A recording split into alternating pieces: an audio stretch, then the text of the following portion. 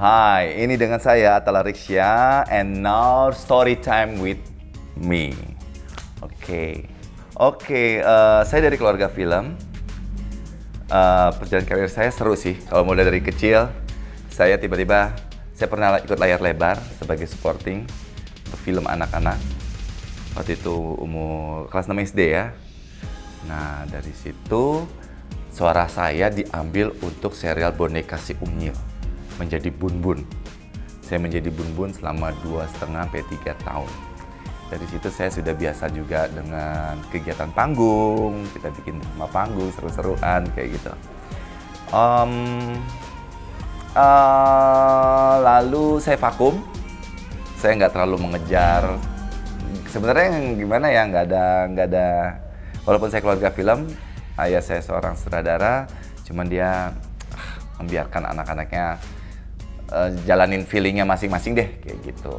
Lihat aja ini, biar saja berjalan sesuai dengan air mengalir. Dan saya vakum. Terus saya pernah jadi juga satu episode supporting di serial Keluarga Rahmat, satu episode. Lumayan, di situ ketemu dengan Presiden Soeharto saat itu. Wah, karena judulnya adalah kalau nggak salah, saya ingat banget, Jalan Menuju Istana. Jalan lain menuju istana. Nah, dari situ vakum lagi hingga akhirnya itu tahun 88 vakum lagi, waktu itu saya SMP, hingga saya tahun 89 ikut yang namanya kontes Cover Boy, majalah mode saat itu. Saya tidak keluar sebagai pemenang, sebagai finalis saja. Tapi di situ mungkin dilihat potensi saya sebagai seorang peragawan, karena saya juga salah satu yang tertinggi. Saya jalanin karir saya sebagai model, akhirnya jadi top model. Nah, saya 3 tahun jadi model, saya langsung home base saya di Singapura. Saya jadi model di Singapura, di Malaysia, di Jakarta, bolak-balik hingga Chrismon Indonesia datang 97. Saya mau persiapan ke Eropa. Akhirnya saya harus mendekam di Indonesia dulu karena saya nggak mau ninggalin keluarga.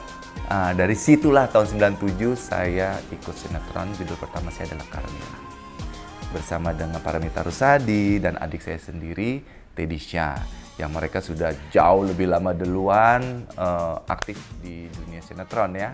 Biar dia adik saya, tapi dia duluan jauh daripada saya. Dari situ saya merintis di dunia acting hingga saat ini.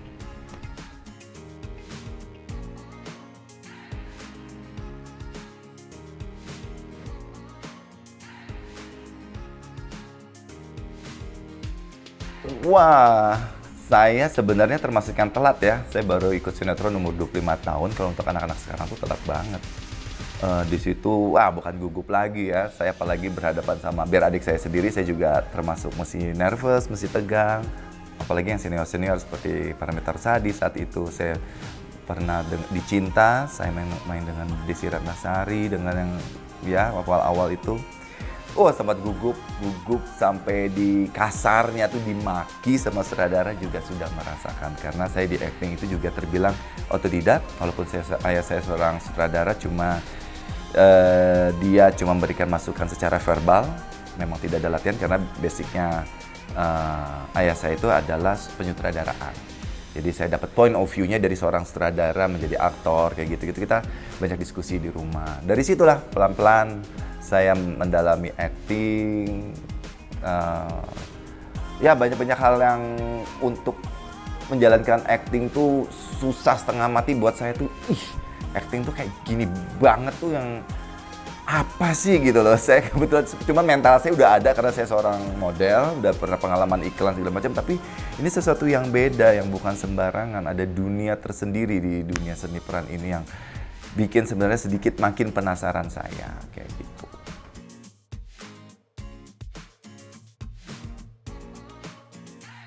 Award pertama saya kayaknya di dunia fashion. Saya itu tahun 96 menjadi the best catwalk and the best body. Saat itu dipilih oleh seluruh pemerhati dunia fashion dari medianya, dari para desainer, dari semua deh.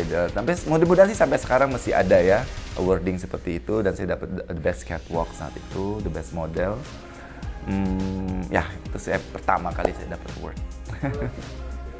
Di dunia sinetron saya baru dapat sekali kayaknya Panasonic Award aja tahun 2011.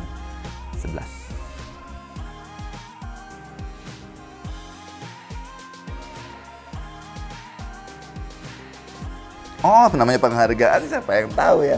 Siapa suka ya suka lah. Waktu kita merintis suatu hal, lalu mendapat perhatian, dapat impact yang hebat, yang bagus, terus mendapat penghargaannya, ditutup dengan sebuah penghargaan, itu semua sama indahnya, mendapat sebuah apresiasi yang tinggi itu, bukan main.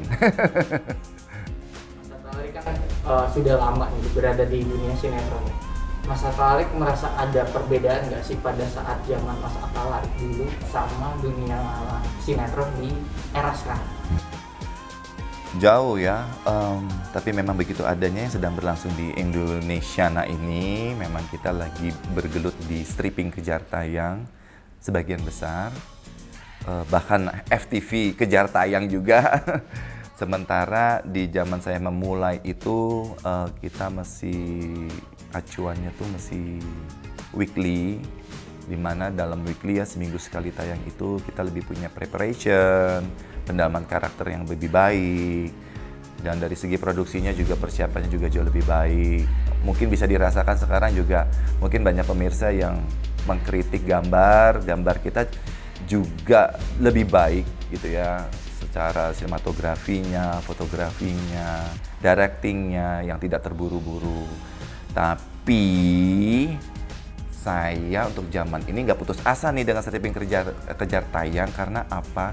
Kita tuh dibantu banget dengan teknologinya, teknologi digitalnya, semua serba mudah, segala satunya serba mudah gitu loh. Jadi dan kualitas gambar aja, wah untuk sinetron saya, kayak saya misalnya di Cinema Art itu gambarnya yang dikejar, yang cari kualitas yang terbaik, walaupun itu kejar tayang, dan saya benar-benar appreciate banget sama sinias-sinias sinetron ini, khususnya yang kejar tayang. Mereka berjibaku, banting tulang ya, DOP-nya ya, director of fotografinya, lighting-nya, semua bikin gambar jadi bagus, dan kayaknya mudah-mudahan terkejar itu semua. Jadi saya juga bersyukur dengan teknologinya.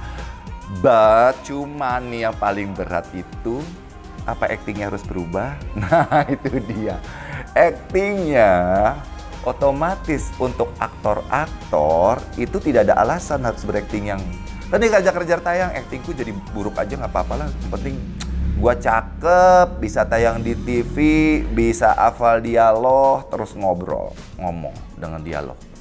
Enggak seperti itu acting yang saya rasakan.